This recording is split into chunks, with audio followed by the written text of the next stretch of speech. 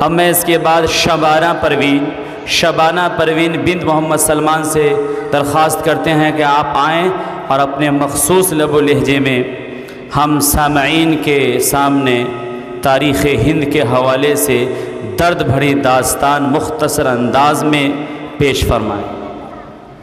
السلام علیکم ورحمۃ اللہ وبرکاتہ۔ الحمدللہ رب العالمین والصلاة والسلام علی سید المرسلین، اما بعد۔ جنہیں میں ڈھونڈتی تھی آسمانوں میں زمینوں میں، جنہیں میں ڈھونڈتی تھی آسمانوں میں زمینوں میں، وہ نکلے میرے ظلمت خانہ دل کے مکینوں میں۔ سامعین کرام، آج میں ان یاران باصفا، شہیدان عشق و وفا اور مجاہدین آزادی کا تذکرہ کرنے کی جسارت کر رہی ہوں، جن کا قلب و جگر اسلام کی عظمت سے معمور تھا، چہرے پر عزم و استقلال کی کرن جلوہ گر تھی، جن کا دل جذبہ و جہاد سے سرشار تھا، جنہوں نے اپنی زندگی اسلام کی سربلندی اور اعلاء کلمت اللہ کے لیے وقف کر دی تھی، جنہوں نے چمنستان عالم اسلام کی طرف بڑھنے والی ہر باد سموم کا مقابلہ کیا، جنہوں نے سر تو کٹا دیا مگر پرچم اسلام کو کبھی سر نگو نہ ہونے دیا۔ جب جلاد تلوار چمکاتا ہوا آگے بڑھا تو انہوں نے مسکرا کر نظر سے نظر ملائی اور یہ اشعار گنگنانے لگے۔ فلست ابالي حين اقتل مسلما، فلست ابالي حين اقتل مسلما، على اي جنب كان في الله مسرعي۔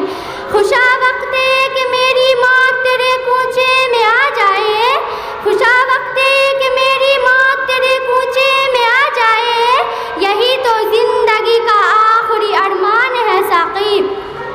حضرات، ہندوستان کی مقدس سرزمین پر جب انگریزوں کا ناپاک سایہ پڑا تو اپنی شاطرانہ و یارانہ چال سے یہاں کے مالک بن بیٹھے۔ جب ہندوستانیوں کا خون ان کے پسینے سے ارزاں ہونے لگا، ان کے حقوق پامال کیے جانے لگے، تو ان مکاروں و یارانوں کے خلاف جس شخص نے سب سے پہلے علم بغاوت بلند کیا وہ مہاتما گاندھی نہیں تھے، وہ جواہر لال نہرو نہیں تھے، بلکہ وہ محدث اعظم فرزند شاہ ولی اللہ عبد العزیز تھے، جنہوں نے انگریزوں کے خلاف جہاد کا فتویٰ دیا۔ آپ کا فتویٰ کیا تھا؟ توپیا بڑھ کے بے اما تھا، جو انگریزوں کے نخل تمنا پر بجلی بن کے گرا۔ یہاں تک کہ مدرسہ و خانقاہوں میں بیٹھ کر درس دینے والے علماء اکرام، مشائخ اعظام الجہاد الجہاد کا نعرہ لگاتے ہوئے مدرسہ و خانقاہوں کو چھوڑ کر اللہ کے راستے میں نکل پڑے۔ میں اکیلے ہی چلی تھی جانب منزل مگر، میں اکیلے ہی چلی تھی جانب منزل مگر، راہ رو آتے گئے اور کارواں بنتا گیا۔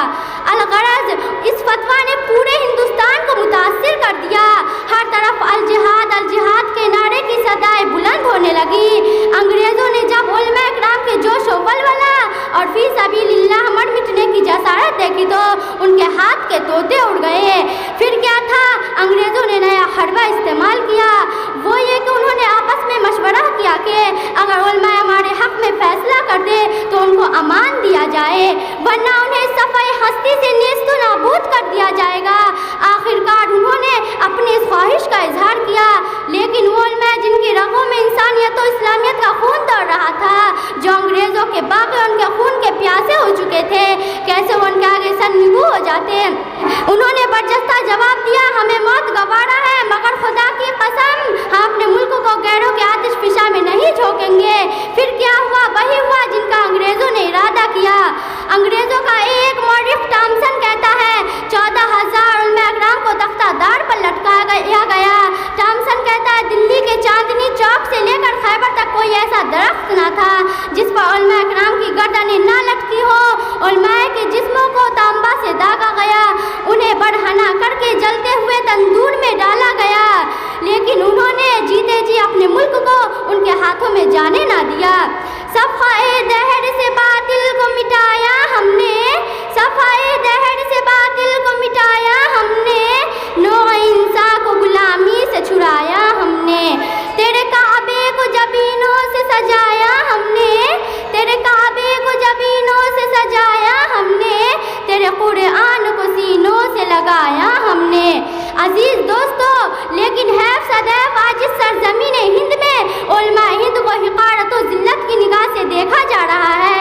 جگہ جگہ ان کی برائیوں کے تبصرے چل رہے ہیں۔ مسلمانان ہند پر ظلم و ستم کے پہاڑ توڑے جا رہے ہیں، ان کی مسجدیں منہدم کی جا رہی ہیں، مدارس اسلامیہ پر پابندیاں عائد کی جا رہی ہیں، انہیں عبادات سے محروم کیا جا رہا ہے، ملکی حقوق سے محروم کیا جا رہا ہے، انسانی حقوق کو پامال کیا جا رہا ہے، گولیوں کا نشانہ بنایا جا رہا ہے۔ کیا تم نے ہماری قربانیوں کا یہی صلہ دیا؟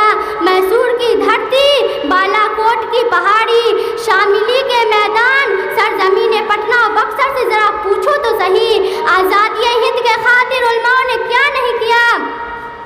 اس پر طرفہ یہ ہے کہ ہندو ہندی ہندوستان، ملا بھاگو پاکستان کے نعرے لگ رہے ہیں۔ شاعر نے دل کھول کر کہہ دیا، جب گلستہ کو خوں کی ضرورت پڑی، جب گلستہ کو خوں کی ضرورت پڑی، سب سے پہلے ہماری ہی گردن کٹی۔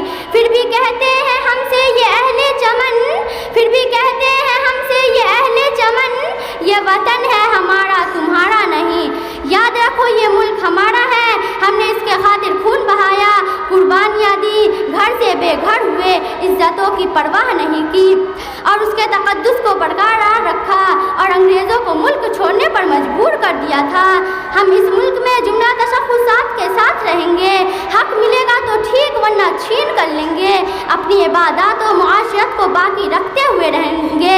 ہم نے باطل سے ڈرنا نہیں، آنکھیں ملانا سیکھا ہے، باطل کے سامنے سپر ڈالنا نہیں، سینہ سپر ہونا سیکھا ہے۔ باطل سے دبنے والے اے آسمان نہیں ہم، باطل سے دبنے والے اے آسمان نہیں ہم، 100 بار کر چکا ہے تو امتحان ہمارا، وما علینا الا البلاغ، والسلام علیکم۔